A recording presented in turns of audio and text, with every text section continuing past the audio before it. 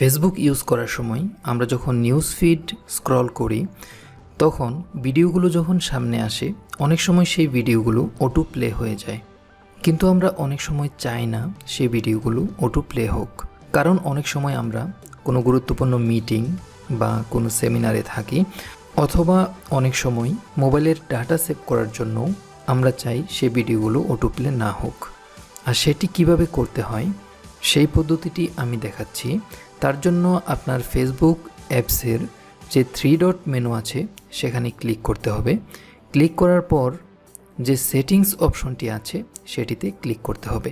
Click করার পর একদম নিচে চলে যাবেন, সেখান থেকে মিডিয়া অ্যান্ড কন্ট্যাক্টস এই অপশনটি সিলেক্ট করতে হবে। সিলেক্ট করার পর যে অটো প্লে অপশনটি দেখাচ্ছে সেখানে ক্লিক করতে হবে। ক্লিক করার পর এখানে 3টি অপশন থাকবে। প্রথম অপশনটি হচ্ছে on mobile data and wifi connections.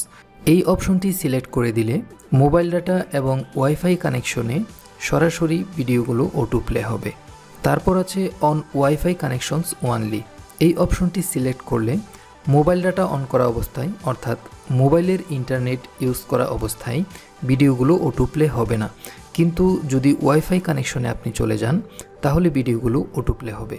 তারপর 3 নাম্বার যে অপশনটি রয়েছে নেভার অটো প্লে ভিডিওস, এটি সিলেক্ট করলে ওয়াইফাই অথবা মোবাইল ডাটা যে কানেকশনে আপনি থাকুন না কেন কখনোই ভিডিওগুলো আর অটোমেটিক প্লে হবে না। এখন আপনি যদি সেটিংস থেকে বের হয়ে যান এবং নিউজ ফিডে গিয়ে স্ক্রল করতে থাকেন তাহলে ভিডিওগুলো আর অটো প্লে হবে না।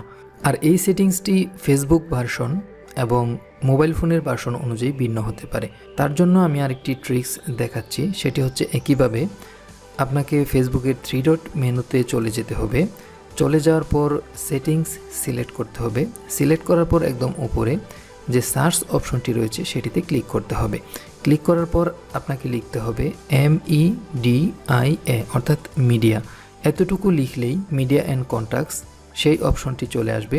সেখানে ক্লিক করলে আপনি চলে যাবেন একদম অটো প্লে যেখানে আছে সেই পেজে। সেখানে ক্লিক করলে আগের মতোই এখান থেকে সেটিংসটি আপনি ঠিক করে দিবেন। আশা করি বুঝতে পেরেছেন।